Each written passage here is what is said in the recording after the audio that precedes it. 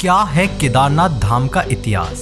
दोस्तों, केदारनाथ धाम के बारे में आप जानना चाहते हो या इस धाम की यात्रा करना चाहते हो तो इस वीडियो को अंत तक जरूर देखें। हमारी पूरी कोशिश है कि हम भगवान शिव के इस अद्भुत ज्योतिर्लिंग के बारे में आपको पूरी जानकारी दे सकें।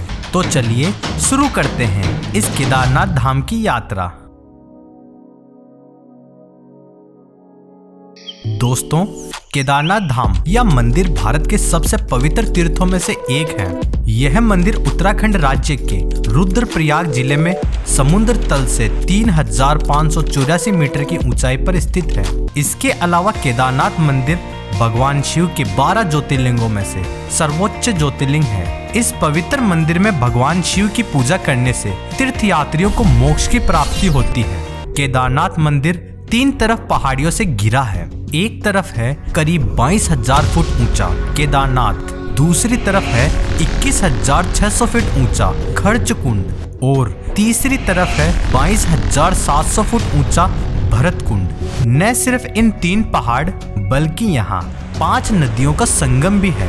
मंदाकिनी, मधुगंगा, शीरगंगा, सरस्वती और स्वर्णगौरी। इन नदियों में से कुछ का अब अस्तित्व नहीं रहा, लेकिन अलकनंदा की सहायक मंदाकिनी आज भी मौजूद है और इसी नदी के किनारे है केदारनाथ मंदिर। दोस्तों, ये तो हुई केदारनाथ मंदिर की जानकारी। अब आइए इस मंदिर की स्थापना से लेकर इसके पूरे इतिहास को विस्तार से जानते हैं। केदारनाथ मंदिर कैसे अस्तित्व में आया, इसके बारे में कई कहानियां हैं। इस मंदिर की नींव का सबसे पुराना उल्लेख नर और नारायण की तपस्या से संबंधित है। हिमालय के केदार श्रृंग पर भगवान विष्णु के अवतार महातपस्वी नर और नारायण ऋषि तपस्या करते थे। उनकी तपस्या से प्रसन्न होकर भगवान शिव ने उनकी इच्छा पूरी करने के लिए ज्योतिर्लिंग के रूप में यहाँ सदैव के लिए निवास करने का वरदान दिया। तभी से यहाँ भगवान शिव का केदारनाथ ज्योतिर्लिंग स्थित है। अब इस मंदिर की दूसरी कथा जानते हैं।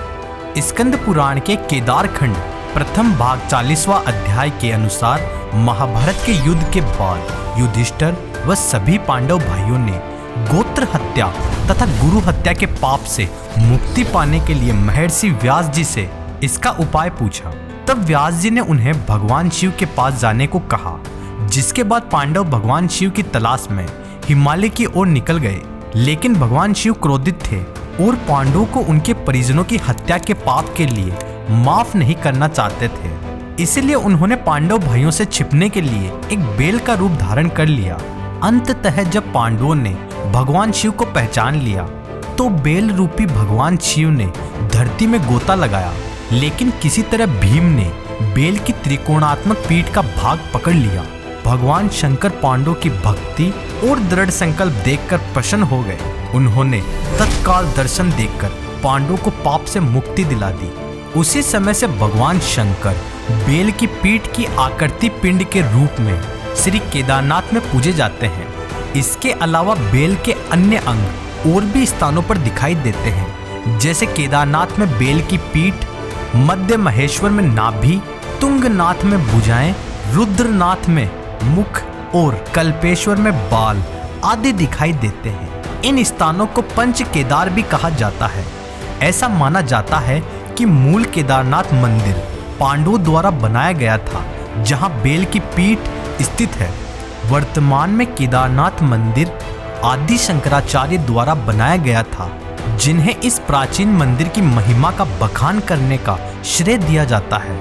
तो यह वीडियो कैसी लगी हमें कमेंट में जरूर बताएं और वीडियो पसंद आए तो वीडियो को लाइक करें तथा चैनल को सब्सक्राइब करें और कमेंट में हर हर महादेव जरूर लिखें। तब तक मिलते हैं एक और नई मंदिर की वीडियो के साथ। धन्यवाद।